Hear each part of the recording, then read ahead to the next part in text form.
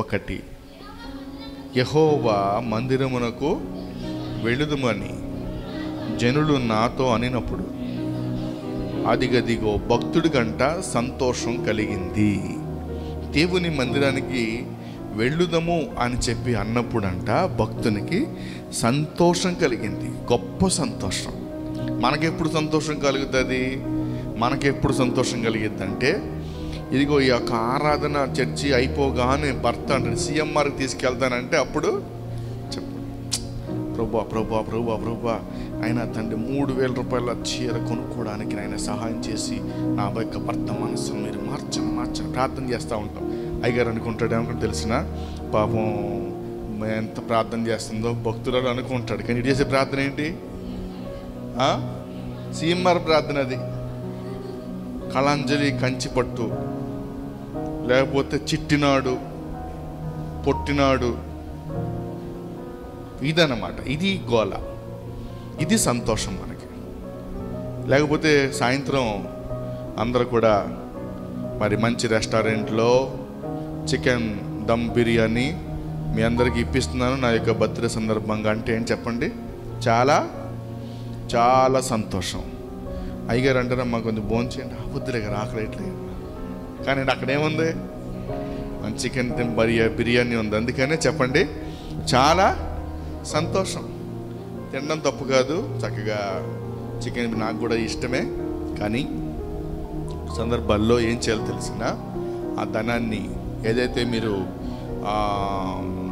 Luxury ఖర్చు పెడుతున్న ధనం ఏదైతే ఉందో అది పేదవారికి ఖర్చు పెట్టండి. దేవుడు మీ కుటుంబాలను దీవిస్తాడు. హల్లెలూయా, హల్లెలూయా. తక్కువ ఖర్చు పెట్టండి, మిగిలిన ధనాన్ని పేదవారికి లేని వారికి మీరు ఏం చేయండి? సహాయం చేయండి. అనేక మంది వస్త్రాలు లేని వాళ్ళు ఉన్నారు, చెప్పులు లేని వాళ్ళు ఉన్నారు, పెన్ను కొనుక్కోలేని వారు ఉన్నారు, పుస్తకాలు కొనుక్కోలేని వారు ఉన్నారు, మందులు కొనుక్కోలేని వారు ఉన్నారు, వైద్యం చేయించుకోలేని వారు ఉన్నారు. వారందరికీ మనం ఏం చేయాలో తెలిసిన మనము ఖర్చు తగ్గించుకొని వారందరికీ సహాయం చేయాలి. అమెరికాలో అమెరికా దేశస్తులు ఏం చేస్తారంటే ఇండియాలో ఉన్న వారికి వారు సహాయం చేస్తారు సహజంగా.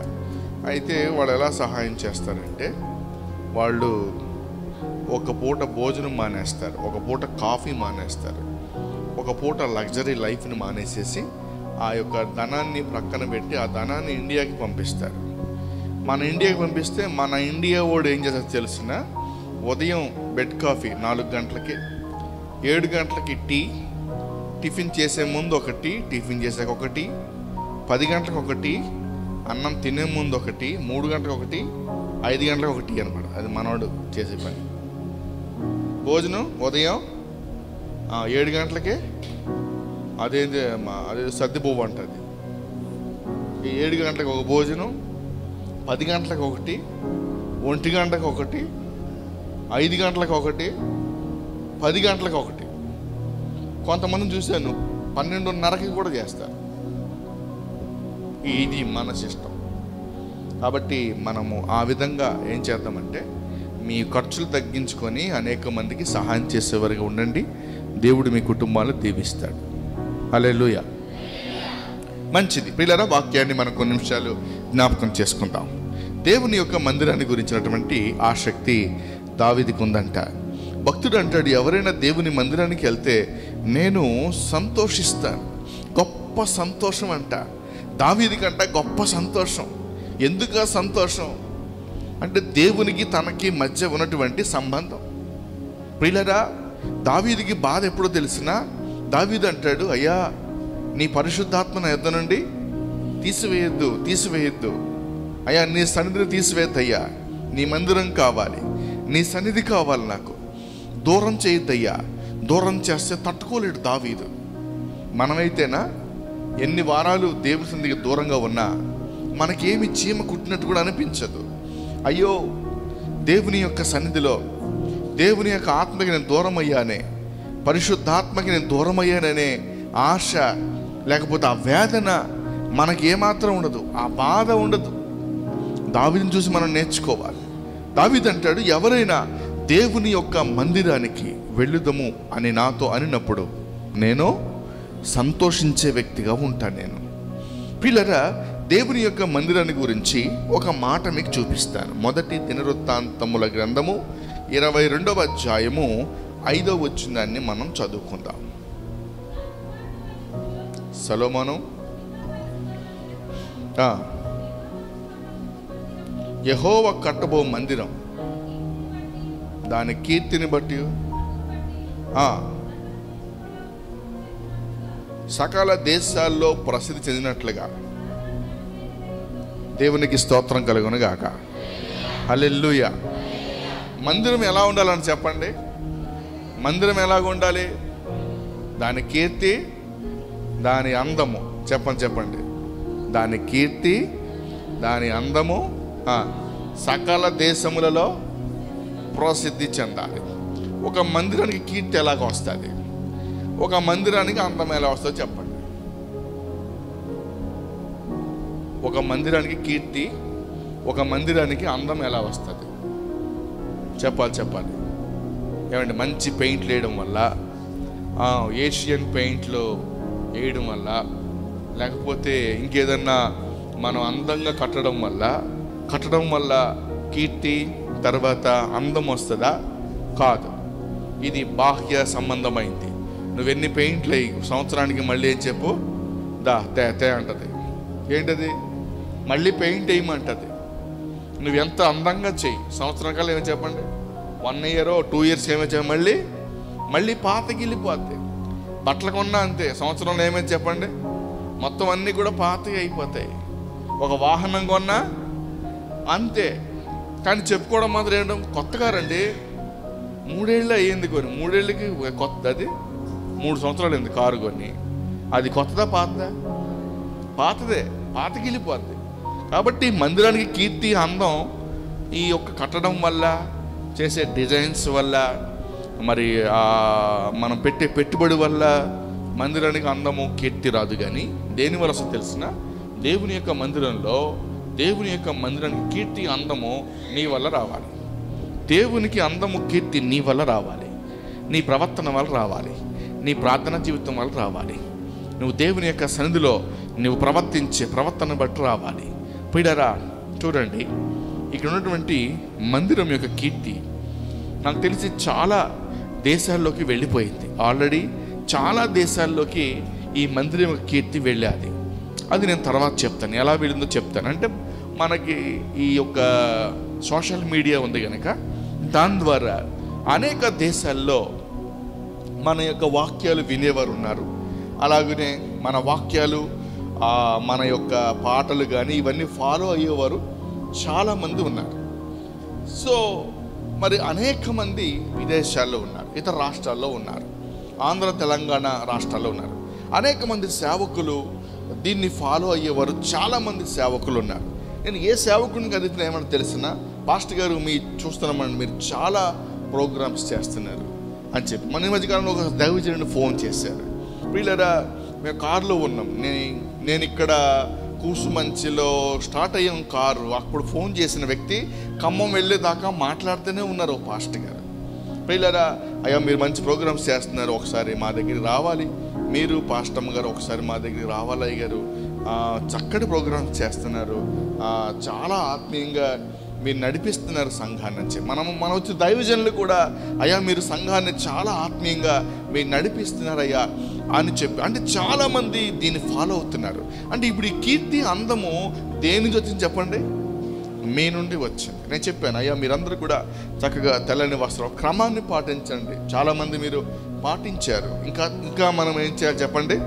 మనము దైవజనులు ఎప్పుడైతే రోజు చెప్పట్లే కదా, సో ఆయా సందర్భాల్లో మనం ఏంటంటే ఒక క్రమాన్ని మనం కలిగి, వీళ్ళ కట్టడానికి కలిగి ఒక క్రమంగా కూర్చొని అలా ఉన్నప్పుడు, క్రమంగా ఉన్నప్పుడు అప్పుడు కీర్తి, అప్పుడు అందము మందిరానికి, దేవుని మందిరానికి అందం అప్పుడంట, అప్పుడు కీర్తి కలుగుతుందంట.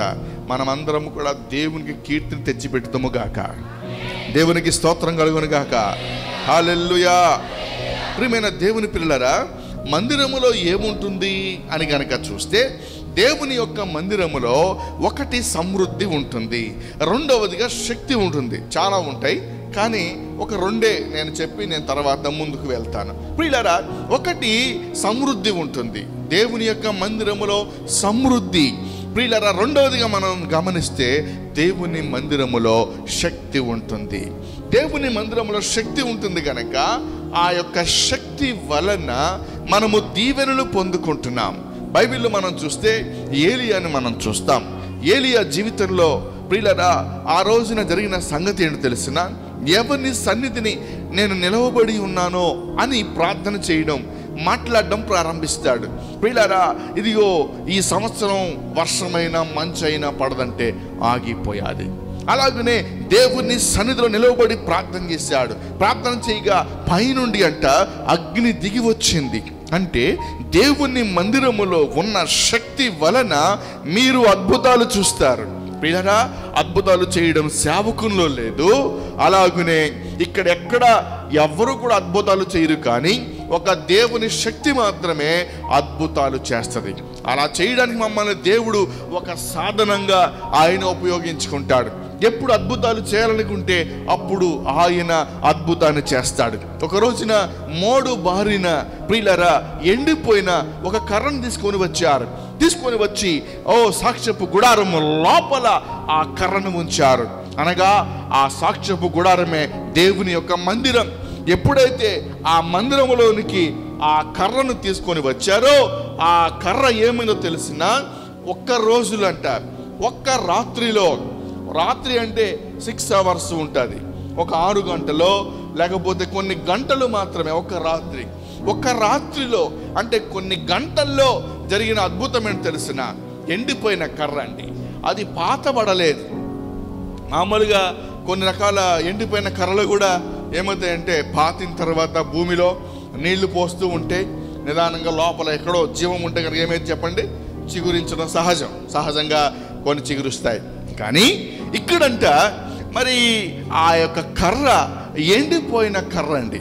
మీరందరూ వాడతారు, కర్రలు ఉన్నాయి అమ్మా, మీ అందరికి ఏమైనా చెప్పండి, కర్రలు ఉంటాయి కదా, ఇళ్ళలో కర్రలు ఉంటాయి, అవునా? మరి ఆ కర్రలు పాతితే అప్పుడు ఏమవుతాయి, చిగురు రాదు. కొన్ని కర్రలకి మాత్రం ఏమవుతాయి చెప్పండి, కొన్ని కర్రలకి చిగురు వస్తుంది. అయితే నేనేమంటాను తెలిసిన, ఆ రోజున ఎండిపోయినటువంటి మోడు బారిన కర్ర, ఎందుకు పనికిరాని కర్రను తీసుకొచ్చి సాక్ష్యపు గుడారము లోపల పెట్టిన సందర్భం వేరు, అవన్నీ వివరించిన సమయం సరిపోదు కనుక ఎప్పుడైతే ఒక రాత్రంతా ఉంచారో ఉదయం కల్లా జరిగిన సంగతి ఏం తెలిసిన, అది అంట చిగురించింది, రెండవదిగా పుష్పించింది, మూడవదిగా ఫలించింది. దేవునికి స్తోత్రం కలుగును గాక. హల్లెలూయా, హల్లెలూయా. జీవం లేదు, దానికి జీవం వచ్చింది. ఎండిపోయింది, మోడు బారిన జీవితం మందిరములోకి వచ్చింది. ఒక్క రాత్రి చెప్పండి, ఒక్క రాత్రి ప్రియులారా ఇక్కడ స్టే చేసిందంతే. ఏమైంది తెలిసిన, ఉదయం కల్లా అదేం చేసింది, చిగురించింది, పుష్పించింది, ఫలించింది. నేను అంటాను, మోడు బారిన జీవితాలను నా దేవుడు చిగురించువాడు. ఒక మంచి పాట ఉంది, మోడు బారిన జీవితాలను చిగురింపచేయగలవో నీవో,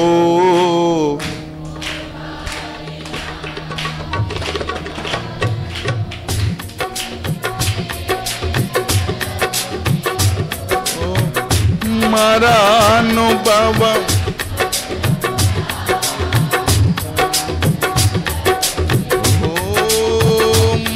మరానుభవం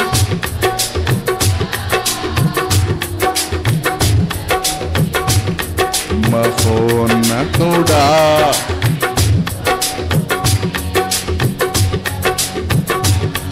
నా జీవిత ధన్యతయున్నది, మహోన్నతుడా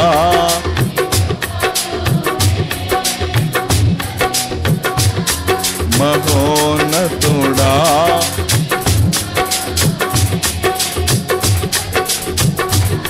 నా జీవిత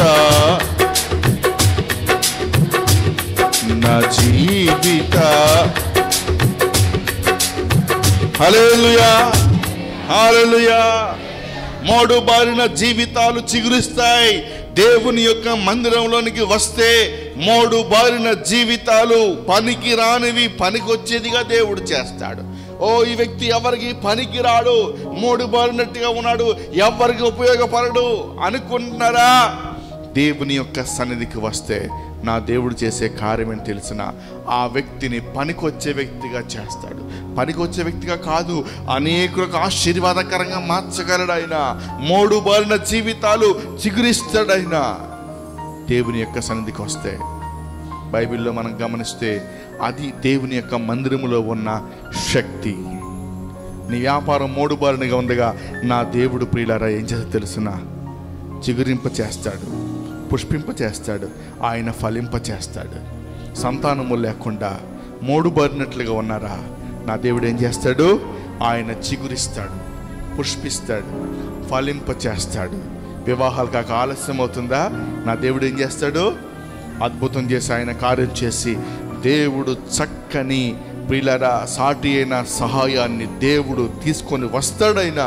ఎందుకంటే ఆయన చేసే కార్యం అని తెలిసిన మందిరములో ఉన్న శక్తి చేత మోడుబారిన జీవితాలను చిగురింపజేస్తాడు. ఎడ్యుకేషన్ లేక, చదువులో సరిగ్గా చదవలేక వెనకబడి నీకు 100కి 10, 12, 15 వస్తున్నాయా? నా దేవుడు ఏం చేస్తే తెలిసిన ఆయన మోడుబారిన జీవితాలను చిగురింప చేస్తాడైనా. మంచి జ్ఞానం ఇచ్చి నడిపిస్తాడు. అంతేగాని ఆయన వచ్చి పైనుంచి వచ్చి పెన్ను పట్టుకొని రాయడైనా. ఏం చేస్తాడైనా? నీకు జ్ఞానం ఇస్తాడు, స్క్రూ టైట్ చేస్తాడు. కొంచెం ఒక మాటలో చెప్పాలంటే ఏం చేస్తాడు? మంచి జ్ఞానం ఇస్తాడు, చదువు ఆసక్తిని కలిగిస్తాడు, చదువుని అర్థమయ్యేలాగా దేవుడు చేస్తాడు, ఆ సహాయాన్ని దేవుడు చేస్తాడు. అది దేవుడు చేసే కార్యం. అది ఎక్కడంటే దేవుని యొక్క మందిరములో జరిగే కార్యం. మార్పు మందిరములో కలుగుతుంది. ఒక రాత్రికేనంటే ఏమని తెలిసిన దేవుడు అంట చిగురింప చేశాడు, పుష్పింప చేశాడు, ఫలింప చేశాడు. ప్రియులారా, దేవుని యొక్క మందిరానికి వచ్చిన మీరందరూ కూడా చిగురించి, పుష్పించి, ఫలించుదురుగాక, అన్ని విషయాల్లో వర్ధిల్లుదురుగాక, మీ వ్యాపారాలు ఫలించునుగాక, మీ కుటుంబ జీవితాలు ఫలభరితంగా ఉండునుగాక, ఎడ్యుకేషన్లో మీరు ఫలించుదురుగాక, అన్ని విషయాల్లో మీరు ఫలించుదురుగాక. దేవుడు చేస్తాడు, ఖచ్చితంగా చేస్తాడు, సహాయం చేస్తాడు. దానికి చాలా ఉదాహరణలు ఉన్నాయి బైబిల్లో. అవన్నీ తీయాలంటే సమయం లేదు. యోసేపు జీవితం దేవుడు ఏం చేశాడు? ఫలింపు చేశాడు. అవునా? యోసేపు కొమ్మ, ఫలించడి కొమ్మ, ఊట యొద్ద ఫలించడి కొమ్మ, దాని రెమ్మలు గోడ ఎక్కి. అంటే చూడండి, దేవుడు ఎంతగా ఫలింపు చేశాడంటే గోతులో పడేసినటువంటి వ్యక్తిని అంట దేవుడు ఆ స్థితికి తీసుకొని వెళ్ళాడు. ఒక మరి రాజ్యములో 2వ స్థానంలో ఆ వ్యక్తిని ఉంచాడు. నా దేవుడు అట్టిగా ఆశీర్వదిస్తాడు. కానీ నువ్వేం చేయాలి తెలిసిన? దేవుని యొక్క సన్నిధికి, మందిరానికి నువ్వు నమ్మకంగా రావాలి. దేవుని సన్నిధిలో ఉన్న సమృద్ధిని అనుభవించాలి. దేవుని సన్నిధిలో ఉన్న శక్తిని అనుభవించి నీవు చిగురించి, పుష్పించి నువ్వు ఫలించాలి. దేవునికి స్తోత్రం. హల్లెలూయా చెప్పండి. హల్లెలూయా. మంచిది. ఇక్కడ దాకా బాగానే ఉంది. ఇప్పుడు మందిరానికి వచ్చాం. వచ్చిన మనము ప్రియులరా చాలామంది కొన్ని సంవత్సరాలు అయిపోయింది మందిరానికి వచ్చి. మరి సీనియారిటీ అంటే 20 years, 15 years, 10 years ఇట్లాగా చాలా సంవత్సరాల నుంచి దేవుని సన్నిధికి వస్తున్నాం.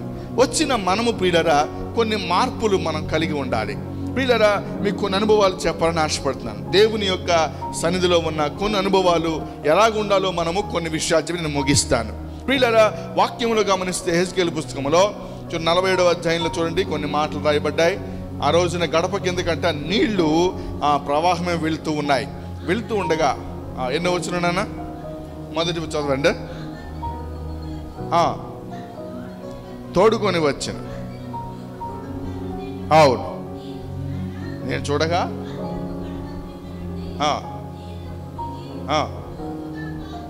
పారుచుండెను.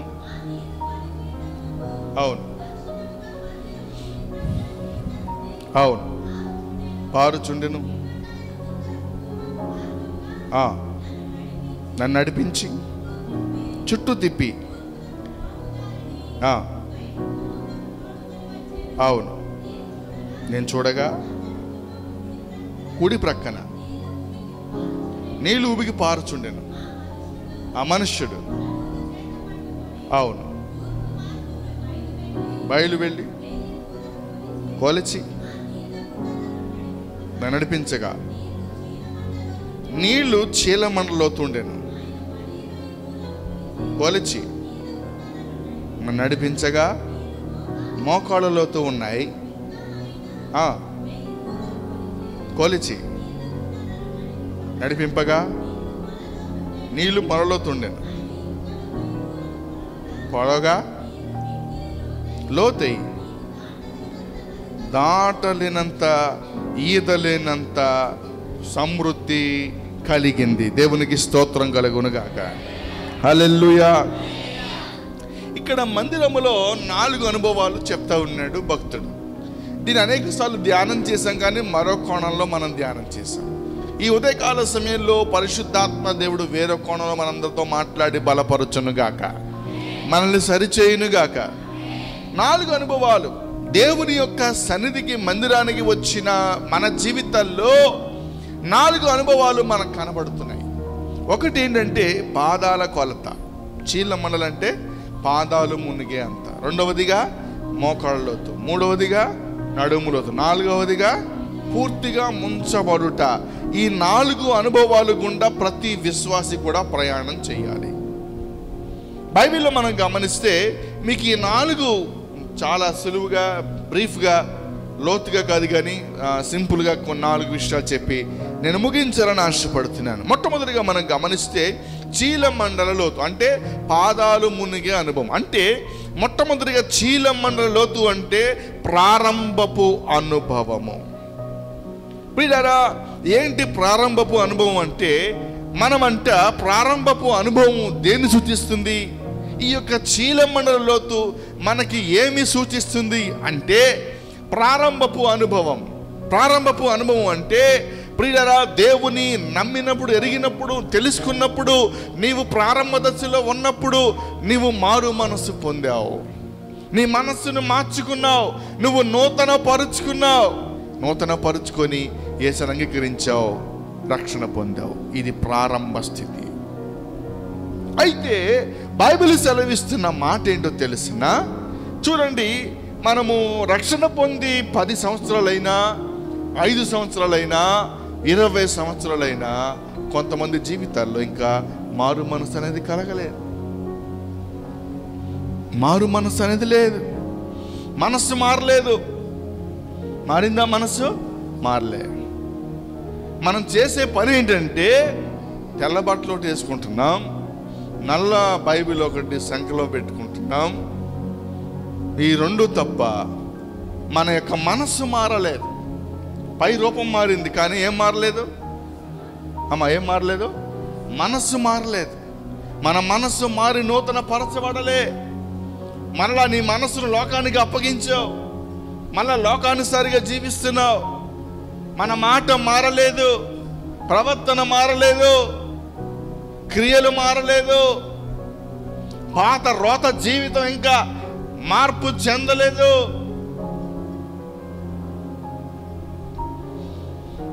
నాకు తెలిసిన కుటుంబం ఉన్నారు. ప్రియులారా, రక్షణ పొందడం అంటే నేను నా భర్త కలిసి ఏం చేస్తామంటే రక్షణ ఒకేసారి ఏం చేస్తామండి? అమ్మ ఎవరి రక్షణ వాళ్ళదే, ఎవరి రక్షణ వాళ్ళదేనమ్మా. లేదయ్య గారు, మరి నేను ముందు తీసుకుంటే నా భర్త ఏం చేస్తాడు? మళ్ళీ గబుక్కున తీసుకోడేమో, అందుకని ఒకేసారి ఏం చేస్తాం? ఒకేసారి హోల్సేల్గా తీసుకుంటామని చెప్పన్నారు. హోల్సేల్ ఏంటది? హోల్సేల్, రిటైల్ కాదు, హోల్సేల్. ఒకేసారి అన్నారు. సరే మీ ఇష్టం అని చెప్పాను. ఇక ఆ యొక్క భర్త రక్షణ తీసుకోవడం కొరకు ఈవిడి రక్షణ పొందకుండా అలా కాలయాపన చేసుకుంటూ ఒక రోజున ఏమైందంటే మొత్తం మీద సంవత్సరాలు గడిచిపోతున్నాయి కానీ రక్షణ మాత్రం, బాప్తిసం మాత్రం పొందకపోతే నేను మళ్ళీ అమ్మా ఏంటి రక్షణ పొందలేదు ఏంటి అంటే మరి ఈయన కూడా ఒకే తీసుకుంటాం అన్నారు. సరే మొత్తం మీద అటు ఇటు చేసి ఇక మరి ఎన్నాళ్ళు వీళ్ళు వెయిట్ చేస్తాడు, ఎన్నాళ్ళు డిలే చేస్తాడు చెప్పండి? డిలే చేసుకుంటూ వచ్చిన వ్యక్తి ఒక రోజున సరే అని చెప్పి రక్షణ తీసుకున్నాడు. మొత్తం ఇద్దరు కలిసి బాప్తీసం తీసుకున్నారు. బాప్తీసం తీసుకున్న తర్వాత ఇప్పుడు అనుకుంది, అమ్మయ్యా నేను నా భర్త బాప్తీసం తీసుకున్న హోల్సేల్గా అనుకుంది. కానీ ఆయన సిగరెట్ మానలే. ఏమానలే? రోజు చక్కగా రింగులు తిప్పుతూ ఉంటాడు. ఇట్లా చాలామంది ఇప్పటికీ అలాగే ఉన్నారు. మనసు మారలే. ఇంకేంటంటే గోలు తట్టుకోలేకో లేకపోతే ఏదో మరి బలవంతం చేయడం కారణం చేతనో గబుక్కున్న బాప్తీసం తీసుకున్నారు. కానీ ఏం మానలేదు. వాళ్ళ అలవాట్లు వాళ్ళ పద్ధతులు మారలేదు. వాళ్ళ అలవాట్లు చెడు అలవాట్లు మానలేదు. కొంతమంది ఆ యొక్క పొగాకు మానలేదు, పొగాకు బొక్కన పెట్టుకోవడం మానలేదు, సిగరెట్ మానలేదు, సారా మానలేదు, కళ్ళు మానలేదు, ఏది మానలేదు, సినిమాను మానలేదు, అబద్ధాలు మానలేదు, పోకిరి మాటలు బూతులు మానలేదు, ఏది మానలేదు. మీరు బయటికి వెళ్ళి చూడండి, క్రైస్తవులు మాట్లాడినంత ఖరీదు మాటలు బయటోడు కూడా రావు. మాట మాటికి మాటి మాటికి ఊత పదాలండి. ఈ ఊత పదాలు మాట్లాడే వాళ్ళందరినీ తీసుకెళ్ళి ఒక రోజున ఒక బస్సు కట్టి బస్సు మీద తీసుకెళ్ళి ఒకసారి ఏంటి భూమికి డ్రిల్లింగ్ చేసి కిందకి తీసుకెళ్ళాలి. ఎక్కడ కింద ఏముంటుంది? నరకం ఉంటుంది. అక్కడ తీసుకెళ్ళాలి, పాతాళంలో తీసుకెళ్ళాలి. తీసుకెళ్ళి ఒక వారం రోజులు ట్రైనింగ్ ఇవ్వాలి. అక్కడ ఎలా ఉండో చూపించి తీసుకురావాలి వాళ్ళకి. ఎవరిని? ఈ లోకానుసారంగా జీవించేవాడు. అలా అనిపిస్తుంది అన్నమాట.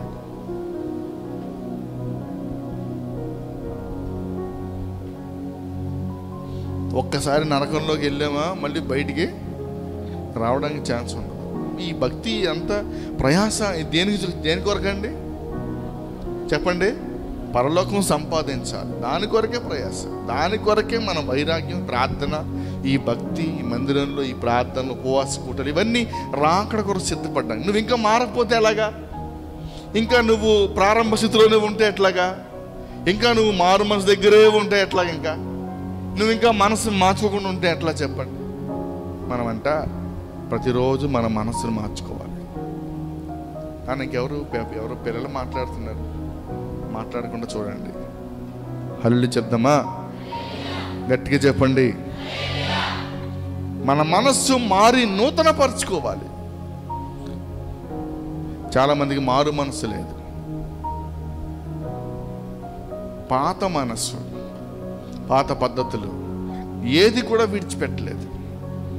ప్రియమైన దేవుని పిల్లలారా, బాప్తిసం ఇచ్చి యోహాను అంటాడు, యోహాను సువార్తలో చూడండి, మత్తయి సువార్తలు అనుకుంటా 3వ అధ్యాయం 1 నుంచి చూడండి.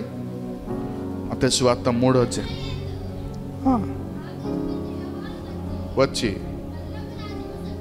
పరలోక రాజ్యం సమీపించింది, మారు మనసు పొందుడని